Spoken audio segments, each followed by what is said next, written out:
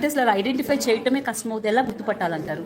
ఎలా గుర్తుపట్టాలి అంటే ఫస్ట్ డెవలప్మెంటల్ మైల్ స్టోన్స్ అంటాం. డెవలప్మెంటల్ మైల్ స్టోన్స్ అంటే మనకి తెలిసిందేంటి, 3 నెలలకి తల నిలబడిందా లేదా, బోర్లా పడ్డా లేదా, కూర్చున్నారా లేదా, ఇవి.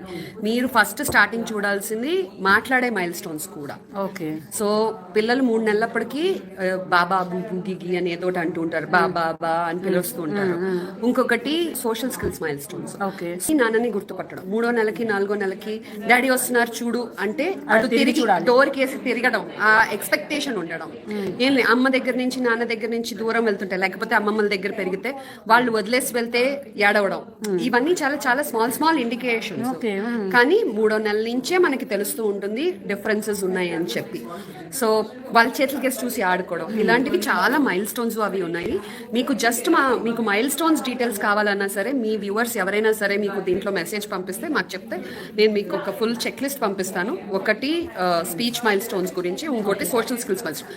మన పాండమిక్ అయిన తర్వాత పిల్లలు మనం లిఫ్ట్లోనే వెళ్తూ ఉంటాం, మన అపార్ట్మెంట్స్లోనూ దాంట్లోనూ. మనం ఇదివరకు హాయ్ చెప్తే హాయ్ అని చెప్పడం, జుట్టు పీకడం, చిన్నపిల్లల దగ్గర నుంచి చాక్లెట్ అడగడం అన్నీ ఉండదు. ఇప్పుడు ఏంటి, హాయ్ అని చెప్తే మొహం దాచేసుకుని అమ్మ వెనకాల దాక్కుంటారు.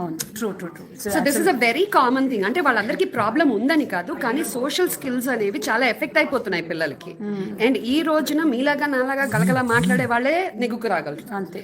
మనం ఈ పిల్లల్ని ఇలా దాక్కునే పిల్లల్ని ఇక్కడ వరకు లాక్కు రావాలంటే చాలా కష్టపడాలి. అది 20 ఏళ్ల తర్వాత కష్టపడే బదులు 3 నెలలప్పటి నుంచి మనం కొంచెం ఎఫర్ట్ పెడితే 3 నెలల్లో ప్రాబ్లం సాల్వ్ అయిపోతుంది.